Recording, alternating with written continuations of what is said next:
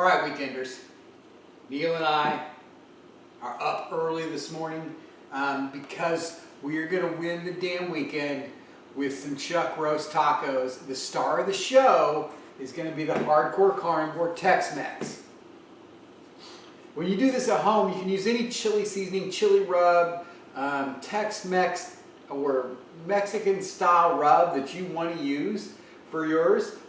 I recommend purchasing this. It's incredible. It's got an amazing chili flavor, of course, what you'd expect, but it's got the salt that you want. It's got a little bit of that sweetness. It's got what you need to make a really great Tex-Mex flavor. So we're going to add some black pepper a little bit. We're going to add some moss, which is some herby stuff. I like to kick the, God, that's an emerald saying. I like to add some additional flavor when I do some stuff. Tex-Mex is plenty enough. I did that last week. It's fine, but I like just a little bit of extra. And that's really kind of what these things are made for, not to stand on their own in most cases, but to make them a little bit better. Then, of course, in my old 1985 Kansas City Royals World Champion mug that you can't tell anymore, I have some salt. So this is what I keep my salt in, my table salt, actually not table salt, I keep my salt in that I cook with. So got a big old chuck roast here. It looks like one, it's actually two. I like it since it's two, it's split here because I'm gonna be able to get more bark on it. This looks really good. This is gigantic, got it from Costco. Love myself some Costco because for meat, you can get prime meat there really easily, way better than your typical grocery stores. So we've got this, we've got all this stuff ready to go. What we're going to do is we're going to season this bad boy up. I've got the Traeger. We're going to do this on the Traeger. I've got the Traeger set to 225, and I've got my notebook. So my notebook tells me what my plan is. I learned this from Aaron Franklin. I could vary from my plan. There's a good chance I will vary from my plan. But right now, my plan is this. I'm going to put this on the smoker, and I'm going to let it go on the smoker for 7 hours. My thought is it's going to be about ready to wrap after 7 hours. It's going to have the color that I like, the bark that I like, and it's going to be loose enough, and it's going to be coming out of that stall. The stall is when it gets so tight from cooking that the meat is super tight and it kind of stops cooking a little bit, or the temperature stops going up, the internal temperature stops going up. Usually happens maybe in the 150s, low 160s. And then everything starts to loosen up again as it cooks, and it comes out of the stall and it starts to cook more. So hopefully I'll be able to time this right about 7 hours, but that's probably not going to be the case. I'll jot that down on my notebook. I keep copious notes. I recommend that you do too. It's going to help your cook. So two things that help people get better cooking are a really good thermometer, a Thermopen, and keeping notes and never cooking to an exact time. Cooking to look and cooking to temperature are the most important things you can do, and feel. So anyway, let's get this thing started here. Okay, it's early yet. I'm starting this process at about 5:30. The plan is that I think we're going to make these tacos around 4:30 or 5. My plan is to have this meat done and pulled off around 3, if all goes well, and rest for a half hour. Open so it stops cooking, stops overcooking, and then I'll put it in the Cambro and it'll hold at whatever temperature I want for plenty of time. So it'll be holding for an hour before I start using it to cook. All right, so here's how we're going to do this. I like to, there's different things that you can use for a binder. I'm going to use olive oil spray today for a binder. I use mustard, you can use mayonnaise. You know what? I think last time I used Whataburger mayonnaise and that worked out really well. Let's do that. Stand by.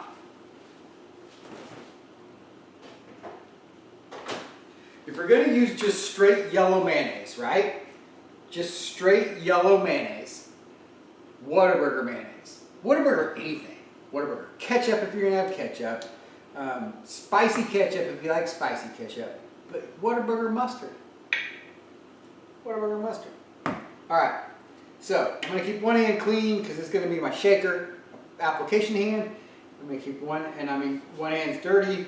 It's going to do the work. So just a really thin, super thin coat of mustard.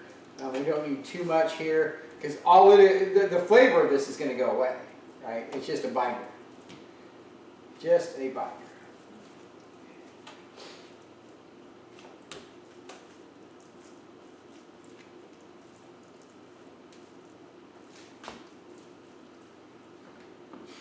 Dumbass. There we go.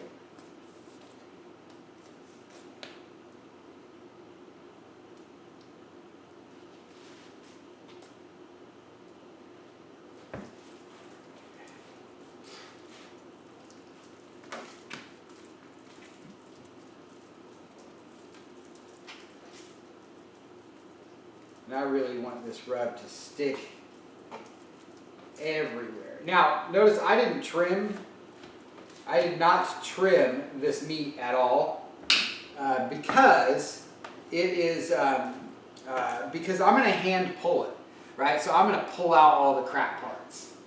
So the first thing that I like to do, the first layer of seasoning that I like to put on is my salt layer. Last week I feel like I went a little bit heavy with the salt because the Tex-Mex rub does have salt in it. Salt makes everything better. Salt brings out the flavor of whatever you are putting it on. The purpose of salt is to make something taste more like itself. So if you over salt, which is hard to do, I'll tell you right now, most everybody undersalts. If you over salt, then you'll have more of a salty flavor. If you undersalt, then you're not going to get the true flavor of what you're doing. So I may have salted on that side, so I'll go light. So anyway, salt is going to be my first layer on this bad boy. So the next layer that I'm going to apply is just going to be a real light coating of black pepper. I think beef loves black pepper. I have a little bit finer grind of black pepper that I normally would like. This is 28 mesh black pepper. Really, I prefer probably 16, 18. But we've got black pepper. All right, so we are peppered up. Everything looks good there. The next layer is the most important layer, and that is our hardcore carnivore Tex-Mex. And we're going to open this one on the big end. We don't use the little holes. And the reason is because it's too easy then to miss the good stuff, right? So they may stay in the hole. So I don't ever use the holes. I just hold it up above. You do risk clumps if you don't shake it up well in advance, like I didn't do there.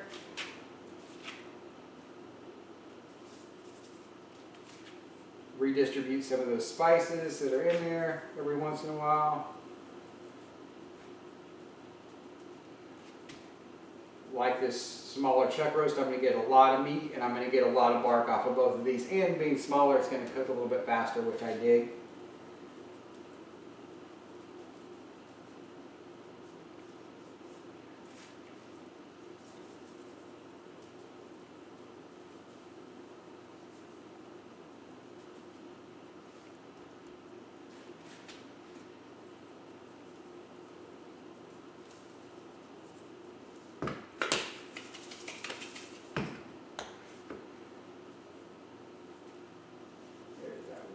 Bother me. Okay, we'll get these.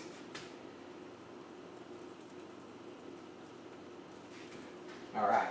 Boy, this is going to have amazing color.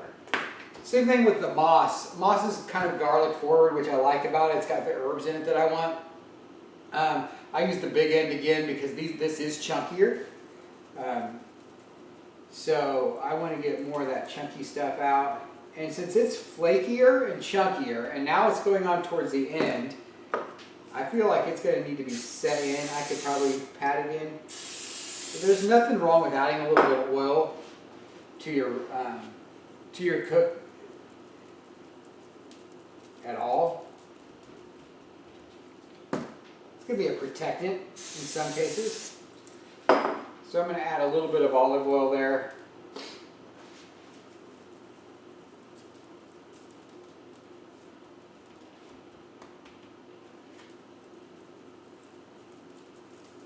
Go down the side on this one.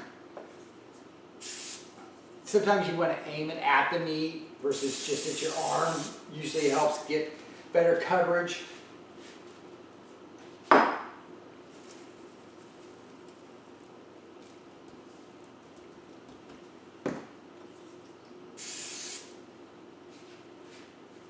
Good, good. Good, good, good. It's worth it to take the time on this part.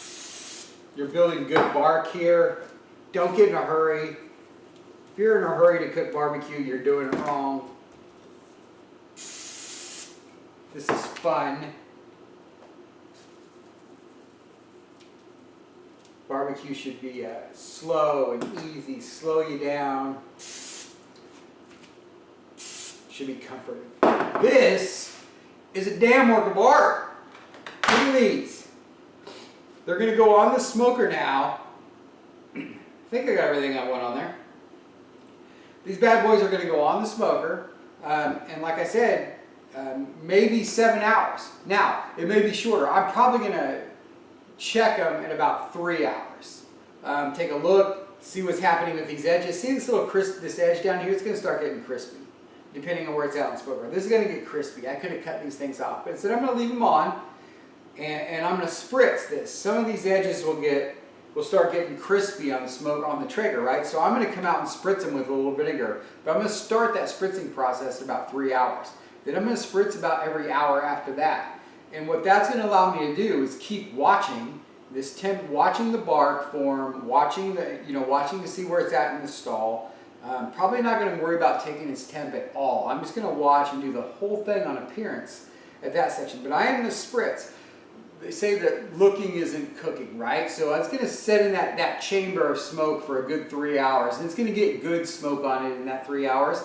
And it's still going to continue to get smoke on it. Even if I open that lid, spritz, and close that lid, it's still going to continue to get the smoke on it that I want, all the way up to the point where I wrap it, which is hopefully around that 7-hour mark. So remember, we're at 225.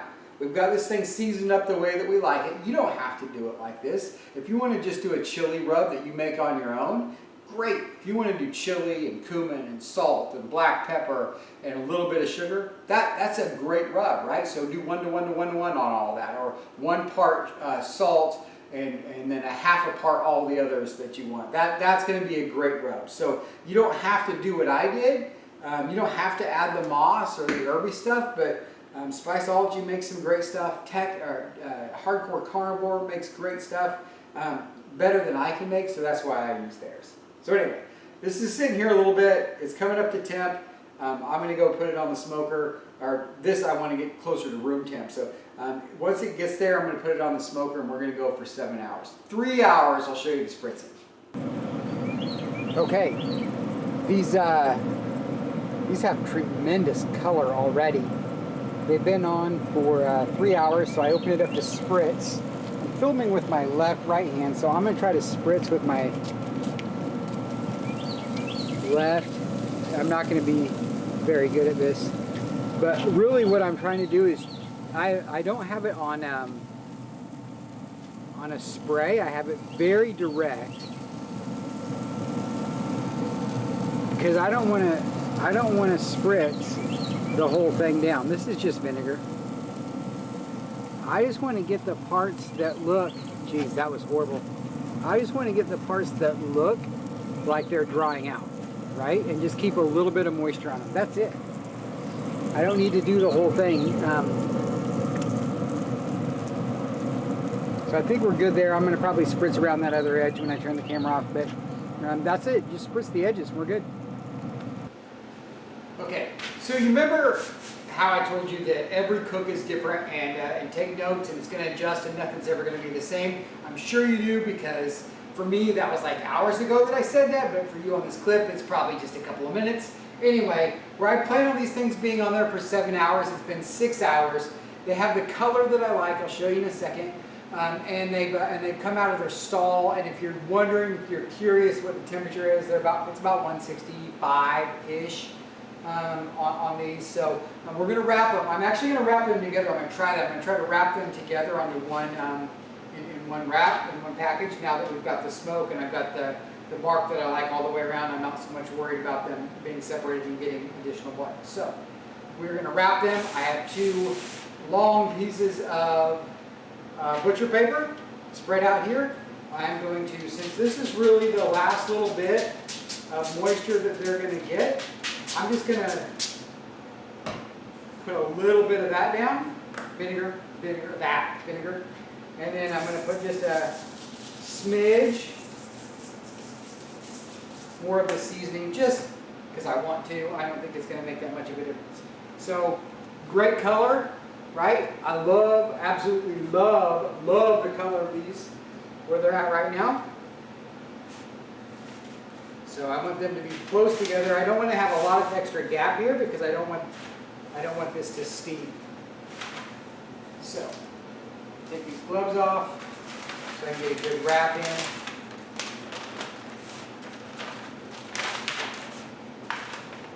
Leave it to me to struggle just a little bit here. Make these as tight as we can.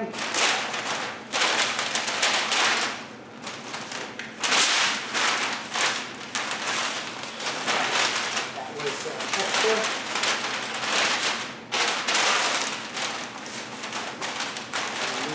Tight.